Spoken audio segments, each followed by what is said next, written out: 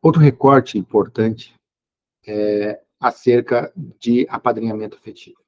Então, o apadrinhamento afetivo se desenvolveu e se desenvolve muito a partir do modelo do acolhimento institucional.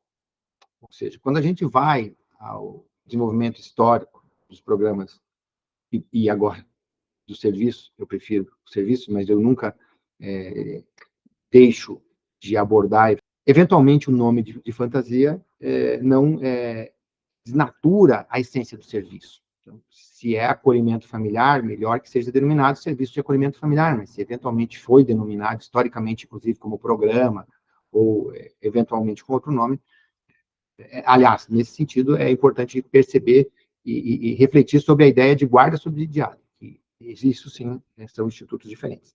Mas em acolhimento institucional, uma das estratégias de vivência em família foi o apadrinhamento afetivo, ou seja, crianças e adolescentes em situação de abrigo ou de casas-lares tiveram no apadrinhamento afetivo. Eu digo tiveram porque eu conheci essas experiências, principalmente na nossa realidade, antes do acolhimento familiar. A experiência foi importante, mas a partir do acolhimento familiar, ela mudou, para não dizer que ela não existe. Justamente porque conviver em família, ter relações fora da instituição, viver num ambiente que possibilite a construção de vínculos, e essa ideia do apadrinhamento, aliás, ela vem, obviamente, da ideia do apadrinhamento social, na sociedade, nas religiões, enfim, principalmente, ele traz essa perspectiva. Então, não confundir família acolhedora, política pública, serviço de alta complexidade, cadastro, capacitação continuada, acompanhamento, fiscalização, reavaliação, com o apadrinhamento afetivo, que serve, e como eu penso, não podemos prescindir do modelo completo, então, o melhor modelo deveria contemplar o acolhimento familiar, mas também a impossibilidade de crianças, principalmente, sempre foco no sujeito, crianças e adolescentes não se adaptarem ao acolhimento familiar. Então, nós precisamos, eventualmente, das casas-lares, nós precisamos, eventualmente, dos abrigos, ou onde existe ainda, em algumas situações, da casa de passagem. Mas o fundamental é que uma criança que está em ambiente familiar, aliás, ela deveria estar sempre, o ambiente dela, o ambiente de origem, a família extensa, ampliada, ela deveria ter sido protetiva para que não ocorresse o afastamento, para que não ocorresse o acolhimento.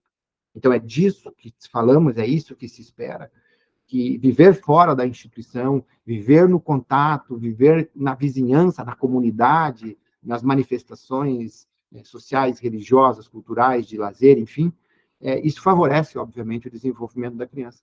Então, é diferente o programa. E ainda que a lei possibilite a ideia do apadrinhamento afetivo no ambiente de acolhimento familiar, a experiência demonstra que não há necessidade. Porque a convivência familiar, ou seja, o acolhimento familiar, ele possibilita justamente a convivência com essas figuras de referência afetiva.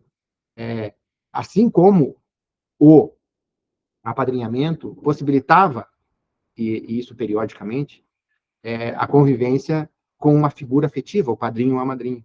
Então, aqui, a denominação da família acolhedora, o pai acolhedor, a mãe acolhedora, o tio, a tia, isso vai depender muito da abordagem, da orientação técnica, principalmente do olhar da psicologia, visando sempre, óbvio, a construção de vínculos saudáveis.